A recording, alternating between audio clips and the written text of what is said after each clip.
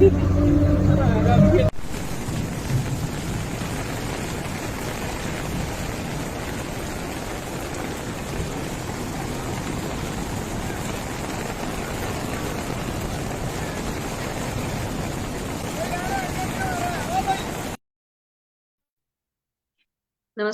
जय डुग्गर जय मां बोली। तुस दिक्खा करदे हो गुलिस्तान डोगरी खबरें गी ते अ'ऊं तुंदे कन्नै प्रियंका चौधरी।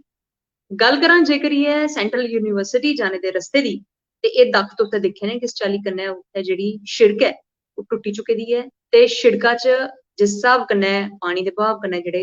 खड्डे पेदे ने ओह् इक स्थान थमां दूए स्थान जाने गित्तै जेह्ड़े लोकें गित्तै मुनासिब साबत नेईं होआ करदे न। लोक भी दिक्खा करदे न कि किस चाल्ली कन्नै एह् जेह्ड़ी ऐतकी जेह्ड़ी बरखा होआ करदियां न बरसांती दी ओह्दे कन्नै हर जगह त्राहिमाम जेह्ड़ा ऐ ओह् दिक्खने गी थ्होआ करदा ऐ। बडलै मैं तुसें गी दक्ख दस्से हे जम्मू शैह्रा दे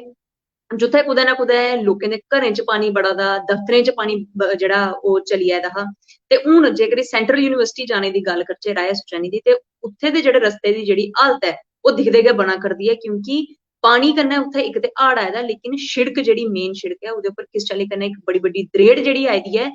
ओह् कुदै ना कुदै हादसे गी बी न्योता देआ करदी ऐ ते हून लोकें गित्तै मुसीबत एह् होनी ऐ कि इक स्थान थमां दूए स्थान जाने गित्तै परेशानी जेह्ड़ी ऐ ओह् तमाम स्टूडेंटें गी बी आनी लोकें गी बी आनी जिंदा रोज इस रस्ते पर आना जाना ऐ ते एह्दे पर कुदै ना कुदै जेकर एह् गल्ल करचै ते अपनी हिफाजत ऐ जेह्ड़ी लोकें गी हून आपूं करना पौनी क्योंकि रस्ता जेह्ड़ा ऐ रूटीन आह्ला रस्ता ऐ लोक अक्सर इस रस्ते पर जेह्ड़े न चलियै अपने गंतव्य गी जांदे न अपने जे कुसै ने बांडे जाना जे स्टूडेंटें दी गल्ल करां ते स्टूडेंट जिन्ने बी हैन उ'नें सेंट्रल यूनिवर्सिटी इस रस्ते थमां गै होइयै जाना ते जेह्ड़ी दरेड़ पेदी ऐ मैं चाह्ङ तुस दरेड़ गी इक बारी परतियै दिक्खो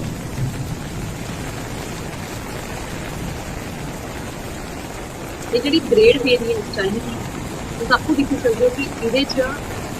जिस स्हाब दा पानी दा जेह्ड़ा इक बहाव ऐ